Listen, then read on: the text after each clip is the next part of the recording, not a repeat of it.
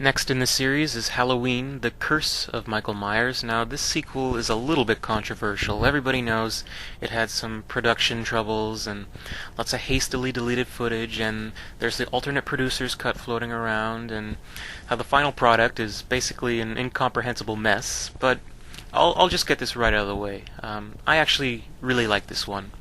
Not on the same level as some of the other Halloween movies, but almost in a campy way. It's kind of ridiculous. It has a hell of a lot of problems, but damn, it sure is entertaining. It was released about 6 years after Halloween 5, which is a really huge gap of time, and it shows. The style of filmmaking really has changed a lot since then. There's a lot of flashy MTV-style editing in it.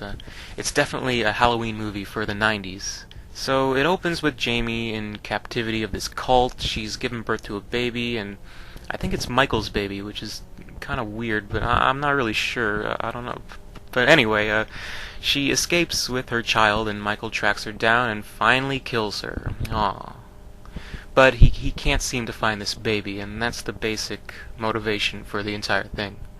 It centers on distant relatives of the Strodes.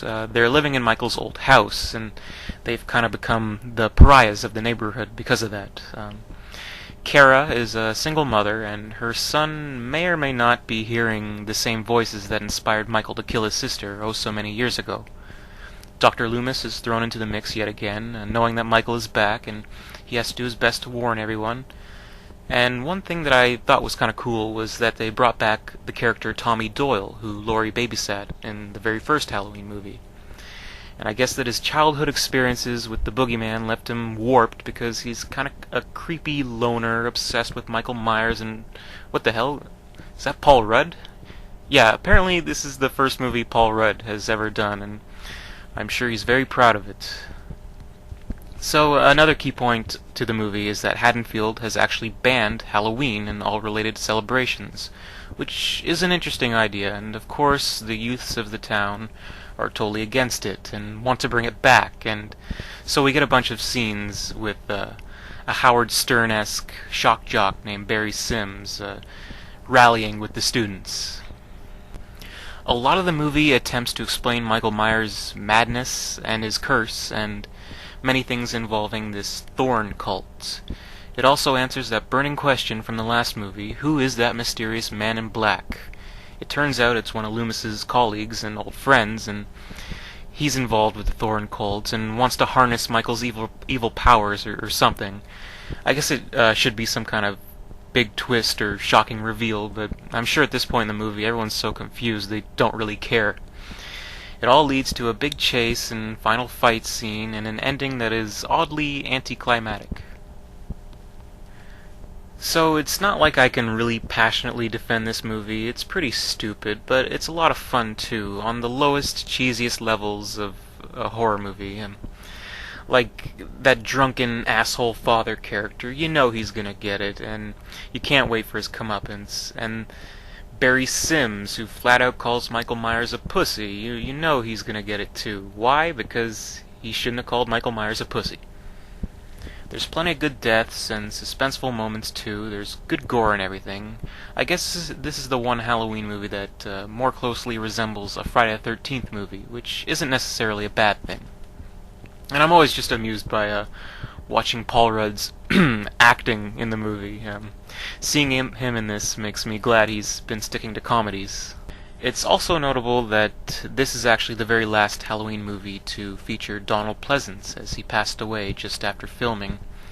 It's sad that he left the series on a lackluster note, but he's left behind a great legacy with these movies, and he will be missed. So, Halloween, The Curse of Michael Myers is needlessly complicated. It completely takes away Michael Myers' mystique with its strange backstory. It's cheesy, it's poorly acted, it's a total mess, really, but kill me, I kinda like it. Verdict, see it.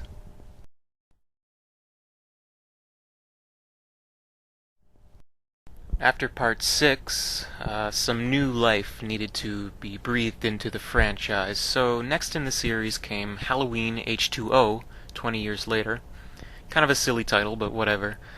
This entry actually disregards the events that took place from parts 3 through 6. I know there are a lot of people who can try to piece together the continuity, coming up with their own theories of how you can tie them together, whatever, but for the sake of argument, let's just say that this is definitely more of a sequel to part 2 than to part 6. Laurie Strode is back, and she faked her death and changed her name, has a 17-year-old son, and is the headmistress at a private school. It's 20 years later, and she's still haunted by the memories of Michael Myers. I gotta say, I think it's pretty cool that Jamie Lee Curtis chose to reprise her role. It's not like she felt this kind of movie was beneath her or anything. She really honors her roots here.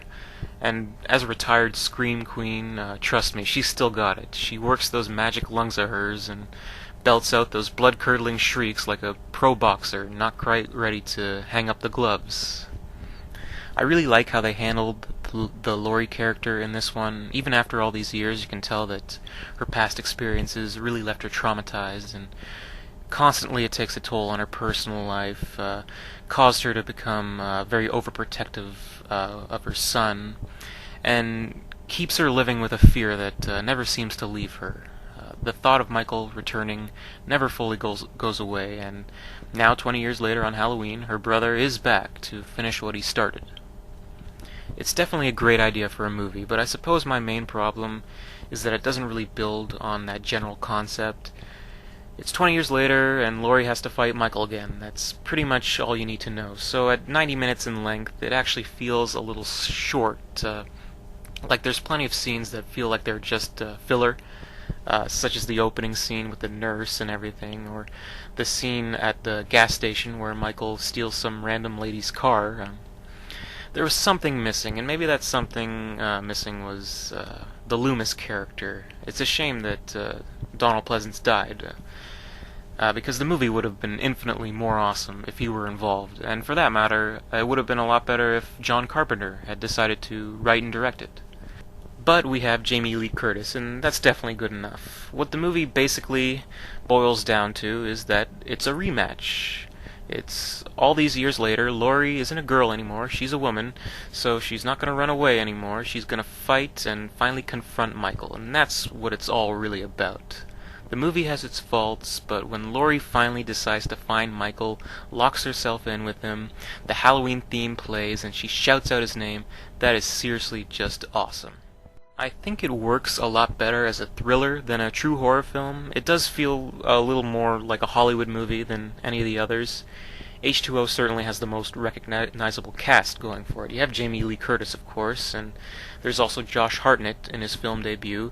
There's Michelle Williams, LL Cool J, Jamie Lee Curtis's mother, Janet Leigh, and even a brief appearance by Joseph Gordon-Levitt.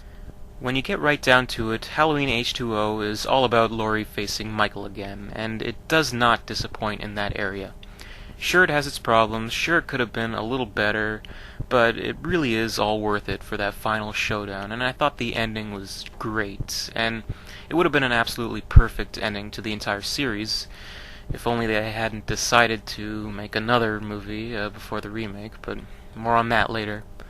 H2O, despite some faults, really delivers the goods, and I think it's a very worthy entry in the series. It's definitely worth your time.